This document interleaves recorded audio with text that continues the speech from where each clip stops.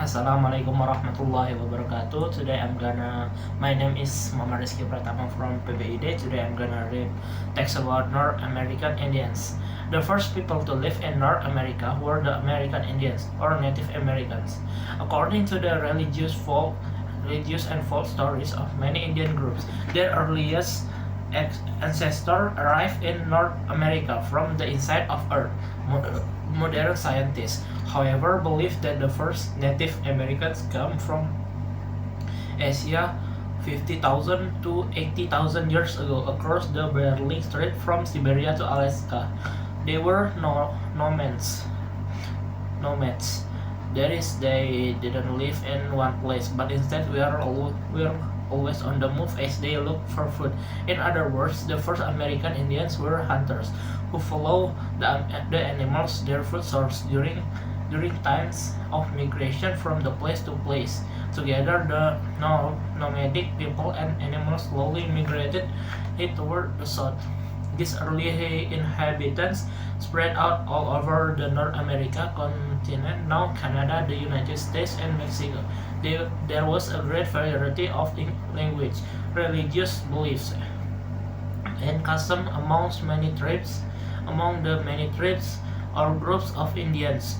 By the time the first European arrived, the Indians were living in several different cultural areas. The members of various tribes in each center of culture had frequent contact with much in common with tribes in other cultural areas. The the members of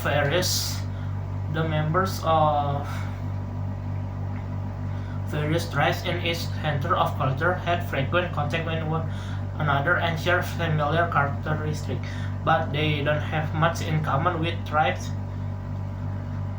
or other cultural area. For example, the Pima and Papago tribes of the southwestern desert had familiar customs and habits, but their lifestyle was completely different from that of the Sioux who live on the plains. The Apaches in the southwest and the Wahkilit and Tlingit on the northwest coast, or the Natchez and Tonkawas on the Gulf Coast and in Florida. The lifestyle of the people who live in each culture area reflected the geography of that area. The inhabitants of the Northwest was now British Columbia, Canada, lived by hunting and fishing, but they didn't lead a nomadic life. They didn't need to follow animals from place to place because they could take advantage of the resource where they were living. The ocean and river produced salmon, halibut, and many other fish. The forests were rich in animal life. They offered deer, elk, and other fish, elk and bear, as well as smaller animals. In the forest, the inhabitants could also find berries to eat and wood for boats, furniture, and houses. Geography influenced other areas of life too. Hunting was seasonal work, best in the summer, therefore the tribe members were very busy at certain times of year. But in other seasons they had the opportunity to spend time in creative activities such as woodworking and art form for which the Northwest Coast Indian become well known. Unlike the inhabitants of Northwest Coast, the Indian of the Eastern Plains had an agricultural society. They live in farming communities and rice crops or corn, beans, squash, and tobacco. The commerce of these tribes lived differently from those in Northwest because there were so few trees on the flatland. Their houses were earth instead of wood. While the food was growing, the people stayed in their communities. Yet after the harvest, when they had grown in the crops, the Indians rode west on horses they had gotten from Spanish farmers to hunt buffalo.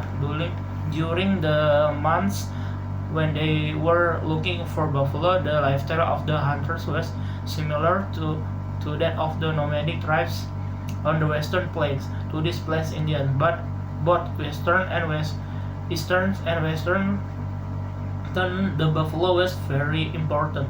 It provided many necessities, meat, skin for teepees, houses that people could carry, clothing, and material for sponge bags and beds. The buffalo hunt was also central to many artistic, social, and religious activities. When Europeans arrived on the North American continent several hundred years ago, the Native Americans' old way of life began to change. The difference between European and Indian values soon led to difficulties as the whites moved west. They looked over more and more of the land for themselves.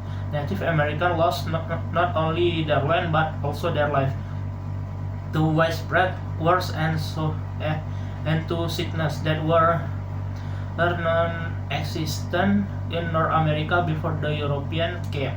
But they had lost something even more important: their sense of identity. When the Plain Indians, for instance, lost their hunting grounds, and when the buffalo became almost extinct, the most important characteristic of their society, the buffalo hunt, was gone.